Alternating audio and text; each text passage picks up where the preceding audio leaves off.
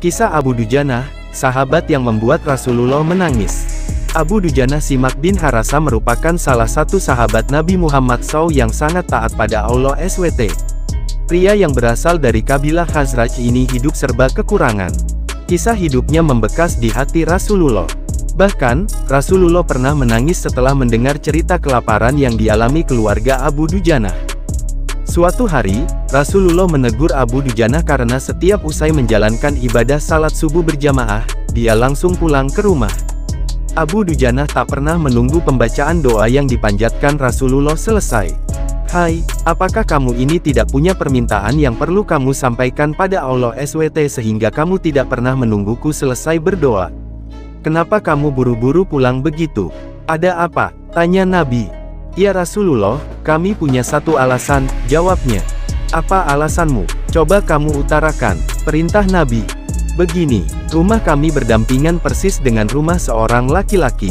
Nah, di atas pekarangan rumah milik tetangga kami ini, terdapat satu pohon kurma menjulang, dahannya menjuntai ke rumah kami. Setiap kali ada angin bertiup di malam hari, kurma-kurma tetanggaku tersebut saling berjatuhan, mendarat di rumah kami," kata Abu Dujanah mulai bercerita.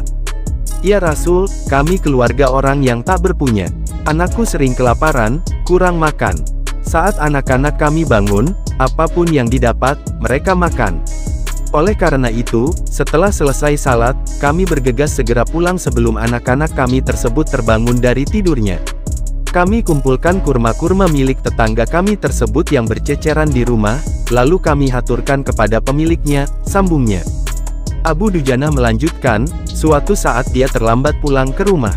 Anaknya terbangun dan menemukan kurma tetangga yang jatuh dari pohonnya. Tak menunggu lama, sang anak langsung memakan kurma tersebut. Mata kepala saya sendiri menyaksikan, tampak ia sedang mengunyah kurma basah di dalam mulutnya. Ia habis memungut kurma yang telah jatuh di rumah kami semalam. Mengetahui itu, lalu jari-jari tangan kami masukkan ke mulut anakku itu. Kami keluarkan apapun yang ada di sana," jelasnya. Abu Dujanah tak pernah membiarkan anaknya memakan kurma milik orang lain. Dia tak ingin makanan haram itu menyebabkan keluarganya mendapat siksaan pedih di akhirat kelak. Kami katakan, "Nak, janganlah kau permalukan ayahmu ini di akhirat kelak." Anakku menangis, kedua pasang kelopak matanya mengalirkan air karena sangat kelaparan. "Wahai baginda Nabi, kami katakan kembali kepada anakku itu, hingga nyawamu lepas pun, aku tidak akan rela meninggalkan harta haram dalam perutmu. Seluruh isi perut yang haram itu, akan aku keluarkan dan akan aku kembalikan bersama kurma-kurma yang lain kepada pemiliknya yang berhak." Pandangan mata Rasulullah langsung berkaca-kaca mendengar pengakuan Abu Dujanah. Butiran air mata mulianya berderai begitu deras. Rasulullah mulai mencari tahu siapa sebenarnya pemilik pohon kurma yang dimaksud Abu Dujanah. Abu Dujanah pun menjelaskan, pohon kurma tersebut milik seorang laki-laki munafik. Tanpa basa-basi, Nabi Muhammad SAW mengundang pemilik pohon kurma. Rasulullah menawar pohon kurma dengan harga yang sangat tinggi. "Bisakah tidak jika aku minta kamu menjual pohon kurma yang kamu miliki itu? Aku akan membelinya dengan 10 kali lipat dari pohon kurma itu sendiri. Pohonnya terbuat dari batu zamrud berwarna biru, disirami dengan emas merah, tangkainya dari mutiara putih.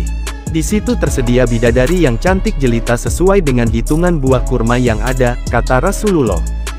Pria munafik itu lantas menjawab dengan tegas, "Saya tak pernah berdagang dengan memakai sistem jatuh tempo. Saya tidak mau menjual apapun kecuali dengan uang kontan dan tidak pakai janji kapan-kapan." Tiba-tiba, Abu Bakar As-Siddiq datang. Ia menegaskan langsung melunasi pembayaran pohon kurma tersebut.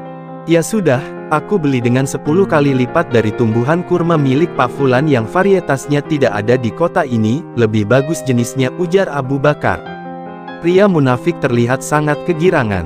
Dia akhirnya menyerahkan pohon kurma secara simbolis kepada Abu Bakar. Selanjutnya Abu Bakar menyerahkan pohon kurma kepada Abu Dujanah. Rasulullah kemudian bersabda, "Hai Abu Bakar, aku yang menanggung gantinya untukmu." Mendengar sabda Nabi ini, Abu Bakar bergembira bukan main. Begitu pula Abu Dujanah. Sedangkan si munafik berlalu.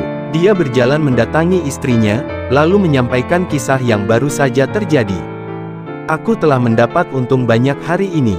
Aku dapat 10 pohon kurma yang lebih bagus. Padahal kurma yang aku jual itu masih tetap berada di pekarangan rumahku. Aku tetap yang akan memakannya lebih dahulu dan buah-buahnya pun tidak akan pernah aku berikan kepada tetangga kita itu sedikit pun, ucapnya. Malamnya, si munafik tertidur pulas. Keesokan harinya dia bangun dan melihat pohon kurma sudah berpindah posisi, kini berdiri di atas tanah milik Abu Dujana. Seolah-olah tak pernah sekalipun tampak pohon tersebut tumbuh di atas tanah si munafik. Tempat asal pohon itu tumbuh, rata dengan tanah. Dia keheranan tiada taraf.